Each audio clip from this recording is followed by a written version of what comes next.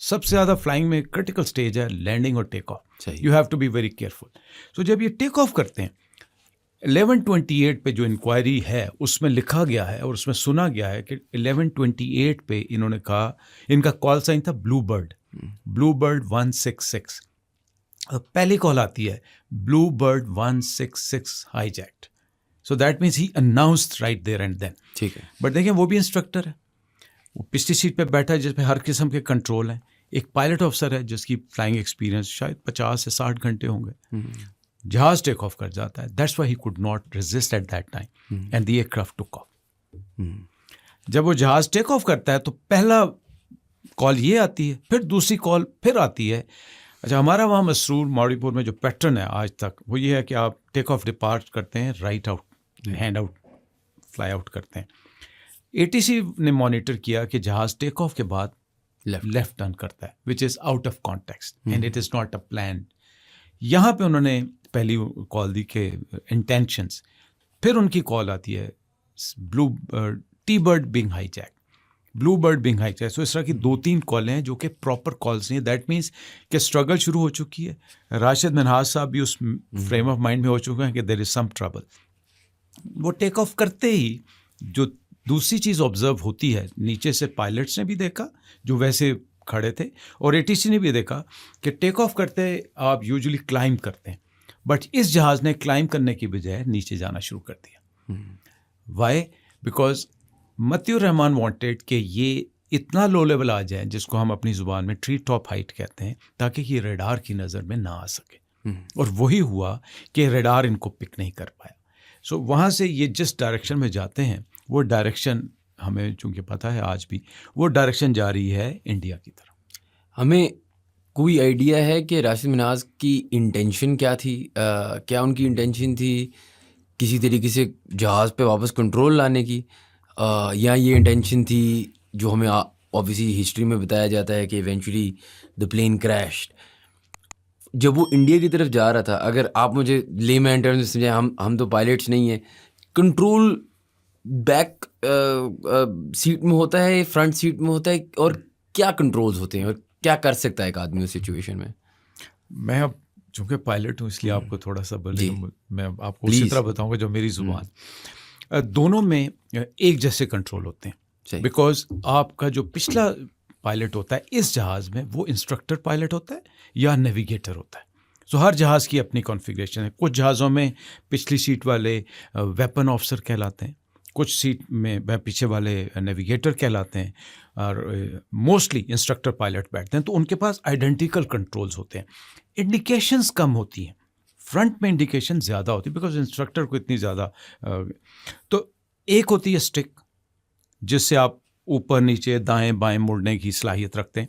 दूसरा, ये मेन मैं बता रहा हूँ, दूसरा होती है जिसको आप पावर कहते हैं, थ्रॉटल कहते हैं, या जिससे आप आम जुबान में कहें कि जी आपने रेस देनी है. सो ये 2 प्राइमरी कंट्रोल है. उसके अलावा रडर्स हैं जिनसे हल्की फुल्की.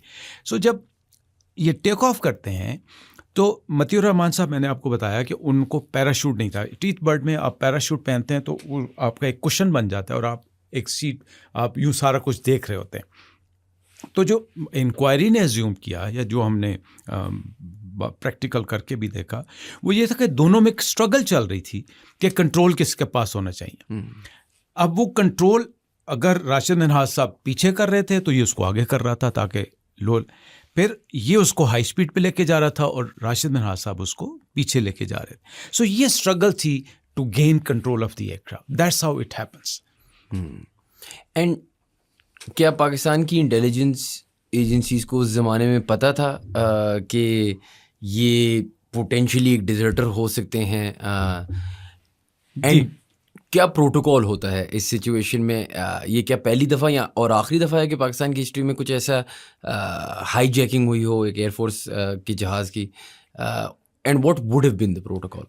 देखें यार, जिस दौर से आप आज बैठ के मुझे सवाल कर रहे हैं ये दौर उस दौर से बहुत फ़र्क है. बिल्कुल. अब आप सोचें कि 1965 के बाद एक हीरोइक एयरफोर्स है, मिथिकल एयरफोर्स है जिससे लड़ रहे हैं, और वीज़ा वी ईस्ट पाकिस्तान में एक रेजिस्टेंस आ रही है, एक अनसेटिस्फैक्शन सी चल रही है.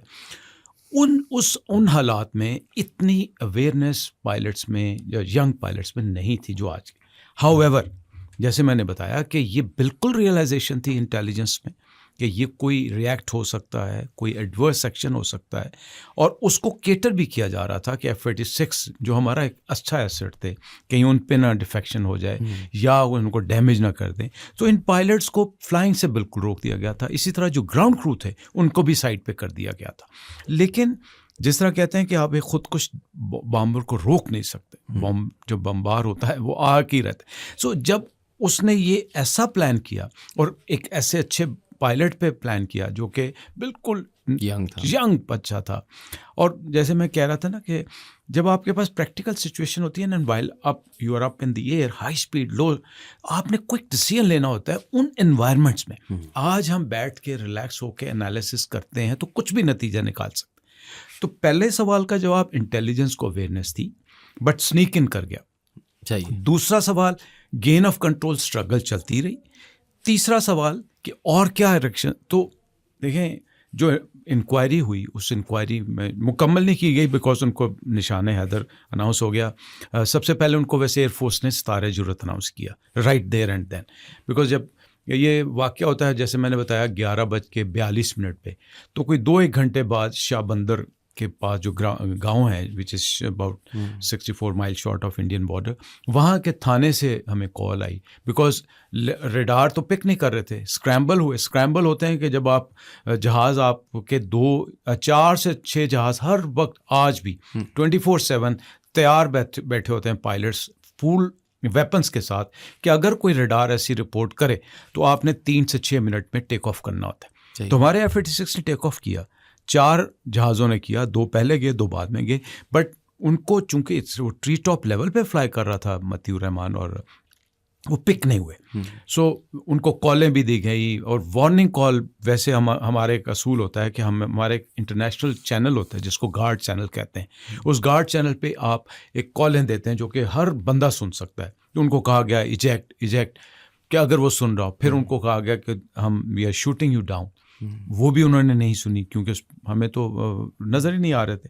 तो वो बिल्कुल लो लेवल पे थे और किसी रडार ने उनको पिक नहीं किया।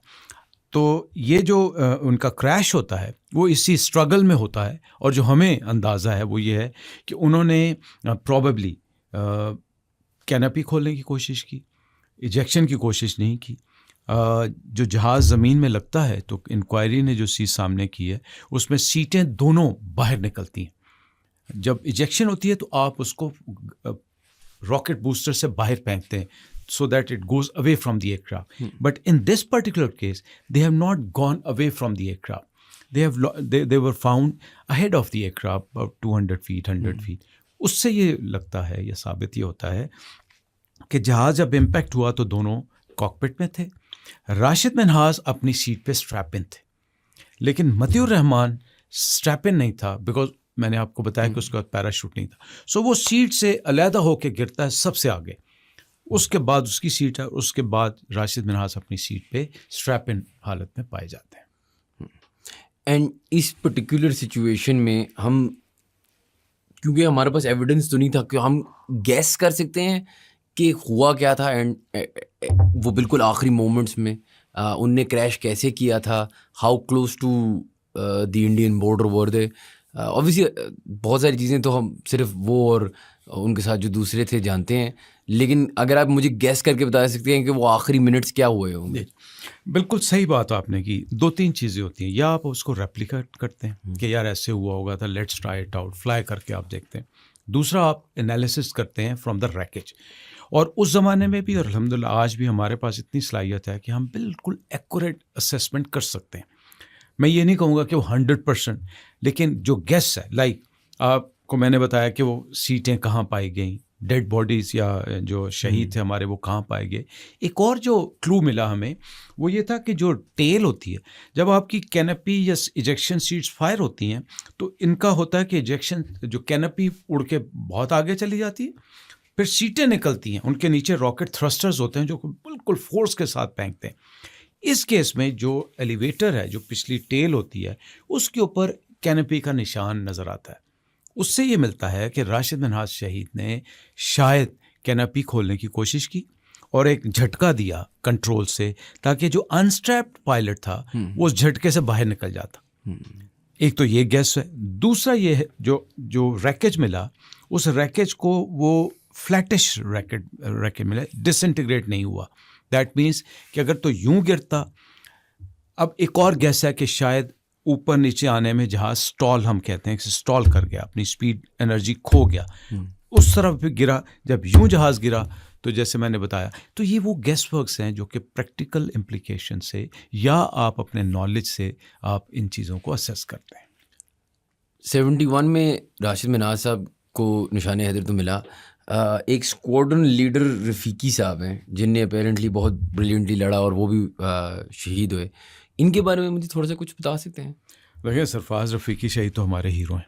अच्छा। उन जैसा मैंने शायद अपने पिछले जो आपके साथ इंटरव्यू किया था उसमें मैंने बताया था कि सरफराज रफ़ीकी शहीद और राशिद मिन्हाज को अगर मैं कंपेयर करना चाहूँ तो रफ़ीकी शहीद जो थे, जब वो हमारे यहाँ जब आप पायलट बनना शुरू करते हैं तो आपकी रेपुटेशन बनना शुरू हो जाती है कि ये अच्छा पायलट है। एक तो होता है आप एकेडमी में ही जब आप ग्रेजुएट होते हो तो आप बेस्ट पायलट ट्रॉफी के लिए सिलेक्ट हो जाते हो, आपके इंस्ट्रक्टर आपको बताते हैं, आपका रोल नंबर या पाक नंबर जिसे हम कहते हैं उससे पता चलता है कि अच्छा बच्चा है।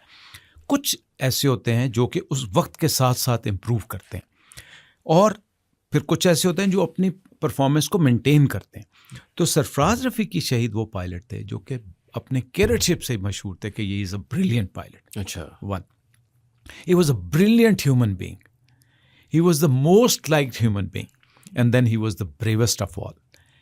आप ये देखें कि ऐसा बंदा जिसका हौसला चट्टान का, कि उसने फ्लाई कर रहे हैं, पहले भी मैंने आपको बताया था कि उनकी 2 शूट्स थी। जब वो इस मिशन पे जाते हैं तो उनकी गन्स जैम हो जाती, SOP के तहत he should come back. But वो बंदा जिसको पता है कि 4 हंटर मेरे ऊपर नीचे फिर रहे हैं और मेरा नंबर 2 जो है या मेरा जो साथी है वो निहत्ता उनके साथ अकेला लड़ा है, तो फिर ये निहत्ते होके उसके साथ रहते हैं और शो ये करते हैं कि मेरे पास भी वेपन्स हैं और मैं तुम्हारे साथ हूँ। इस एक्ट ऑफ ब्रेवरी को शायद आम आदमी नहीं समझ सकता। अप इन एयर, जब आपके पास पता है कि आप इंडियन टेरिटरी में हैं, आपके साथ जहाज लड़ रहे हैं और आप अपने नंबर 2 को, अपने साथी को छोड़ नहीं रहे हैं, तो इससे बड़ा बहादुर आदमी मैं नहीं समझता कि होंगे। अल्हम्दुलिल्लाह एयरफोर्स में बहुत हैं। अभी पिछले दिनों हमारे एक और गाजी की रहलत हुई है, सैयद सज्जाद हैदर साहब की, जो मैंने शायद आपको बताया था कि पठानकोट के वो हीरो थे। इस तरह के बहादुर बहुत।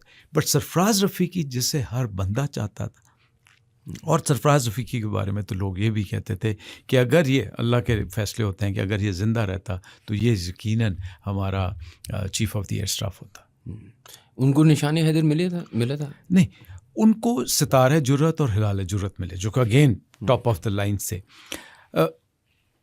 बात ये होती है कि 65 में हम जब थे तो हमारे पास जो एक्ट ऑफ हीरोइज्म में थे, इतने ज़्यादा हमारे पायलट्स ने बहादुरी के कारनामे अंजाम दिए कि जिसमें आज भी एविएशन हिस्ट्री आशश कर उठती है। It is being appreciated. जो 71 का था, आप उसकी कुर्बानी को इस लिहाज से देखें कि वो बच्चा जो अभी फ्लाइंग सीख रहा है, बट उसने कन्विक्शन के साथ एक्ट ऑफ ब्रेवरी किया है, जिसमें उसने ये साबित कर दिया कि मैं अपने ऊपर अपनी जान तो निशावर कर दूंगा, जो हम अपनी ज़ुबान में कहते हैं, बल्कि मुल्क की आन और मुल्क की इज़्ज़त के ऊपर कोई आंच नहीं आने दूंगा। इनको, जैसे मैंने कहा कि हमारी एयरफोर्स ने सितारे जुर्रत रिकमेंड किया, बट उस वक्त के जो सदर पाकिस्तान थे जनरल याहिया, उन्होंने कहा कि ये ऐसा एक्ट है, हीरोइक एक्ट है, ऐसा ब्रेवरी का एक्ट है, जिसके लिए गवर्नमेंट ऑफ पाकिस्तान इनको निशान हैदर दे।